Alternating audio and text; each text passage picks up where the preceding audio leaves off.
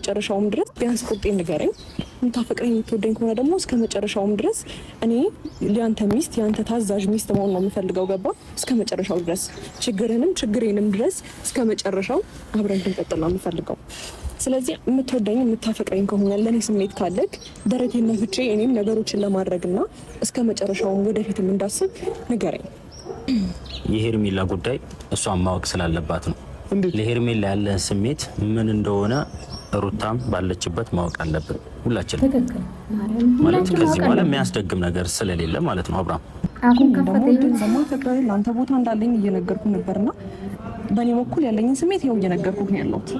ወደፊትም ካንተ ጋር እንደማስብና ወደፊትም ካንተ ጋር መቀጠል እንደምፈልግ እየነገርኩ ነው። እኔ ደግሞ ያንተ መልስ እየጠበቅኩ ነው ያለሁት።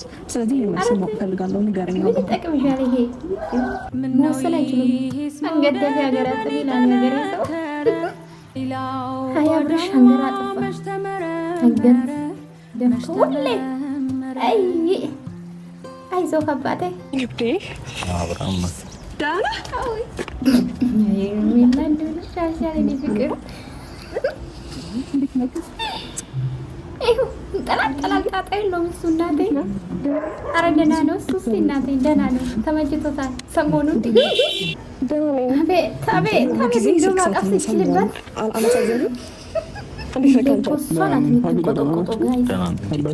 ደንታ የለም ሰውዬ፣ ማቀፍ ብቻ ይችልበታል። እናቴ ማከብር ነው ታውቃለህ። በጣም ብዙ ነገር ታግሼ ማለት ነው። ገባኛል እኮ ሄርሜ፣ ይሄ ውሳኔ ሰው አይደለም ሲጀምር ሁሌ ታብታባት ድራማ ማለቃ በጣም ይከፋል። ችግር የለውም ግን ስለኔ ስሜት አትጨነቅ አብርሃም። እስካሁን ስላሳለፍኩትም ሳይሆን በቃ እንደምታፈቅረኝ ንገረኝና እስከ ወደፊቱ በቃ ላንተ ያለኝን ስሜት ላስቀድም ነው።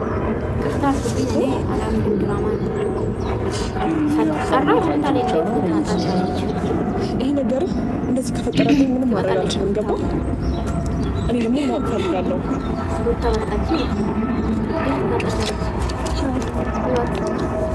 እንደምን አለ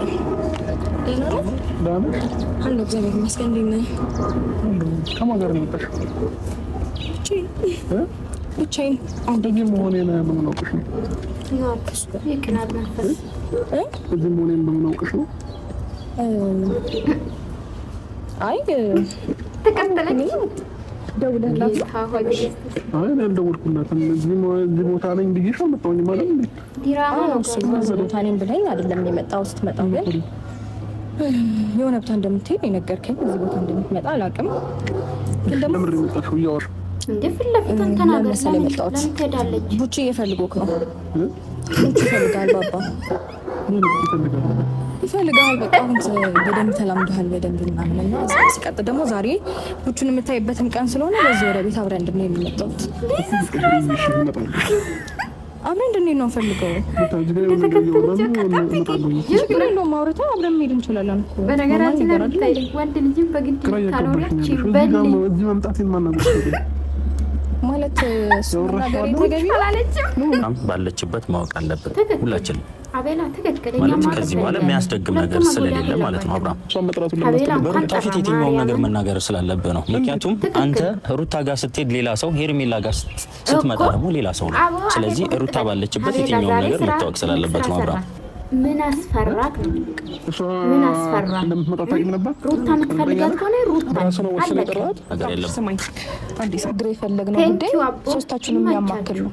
ለዛ በቃ በፊት ለፊቷ ለሄርሜላ ስሜት አለክ የለህም? በቃ ይሄን እኮ ነው ማወቅ የምንፈልገው። የሩታ መምጣት ይሄን አክል ሊያሳስብ የሚገባ ጉዳይ አይደለም። ቴንክ ዩ ማርቲዬ። መናገር ይፈልግ ነበር። እነዚህ ነው እንጂ ወራኛ አይ ቲንክ ሳምንት ሆኗል ይሄ ነገር ከተፈጠረ። በግልጽ ነገሮችን እያሳየች። ስለዚህ አሁን ከዚህ ሀሳብ እንውጣና ማለት ነው። ለራስሽም ጥቅም ነው። እባክሽ ሩታ እያይዞሽ አሁን ምንም እንዳል ጡጦ እናምጣለን። እየፈጠራችሁ ያላችሁ ማለት ነው። እሺ እስከዛሬ ድረስ ቆይሽ አንቺ እኔ ላይ ምንም ነገር ካላየሽ እስከዛሬ ድረስ እንዴት አብረሽኝ ልትቆይ ይቻላል? ምን አስፈራ ተናገር። ምንም ሳላይ አይደለም እስከዛሬ ድረስ ሃይ በጥፊ ነበር ማጮ ላይ ይሄ በጥፊ ነበር ማጮ ቀን አንድ ላድርገኝ አብርሃም ብዙ ጊዜ አይ ቲንክ እንደምትወጂው ነግረሻል። ሰው ምንም አይነት ምላሽ ካላገኘሽ እኮ አንቺ ነሽ ጊዜሽን እያቃጠልሽ ያለሽ። እሱ እኮ እንደሚወዳት ነው አክት የሚያሳየው። ሰላም ትፈረጃለሽ። ለእንደዚህ አይነት ጥያቄ መልስ እንድመልስልኝ አንድ መልስ ስጠኝ አብርሃም። እኮ ይኸው የብዙ ሰው ኮምፕሊመንት ጭንቅላቴ ላይ እየፈጠረ ያለው ነገር ስላለ መልስ ስጠኝ አብርሃም።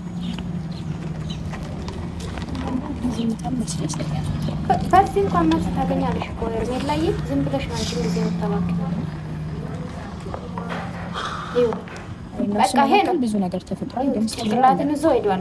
በቃ ሄዷል። ጋይስ አይዞሽ ሩታ ራስሽ አድርጊ። አይዞህ ቀረበክ ሩታን የምትፈልጋት ከሆነ ከሩታ ጋር ውዶቼ እንግዲህ እንደሰማችሁ አብርሻውንም እንግዲህ እኔ ብያቸዋል። ይቅርታ አድርጉልኝ። እኔ መጨረሻ ፊልማቸው ይመስለኛል። እኔ አላምንም፣ ማንም አላምንም።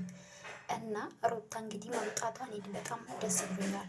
እንኳን መጣች ብዬ ነው የማስበው። ግን አብርሽ መወሰን አልቻለም። ግን ሩታዬ ለአንቺም ይጠቅማል እኮ ባይዘው ይሄ መልስ ማለት ነው።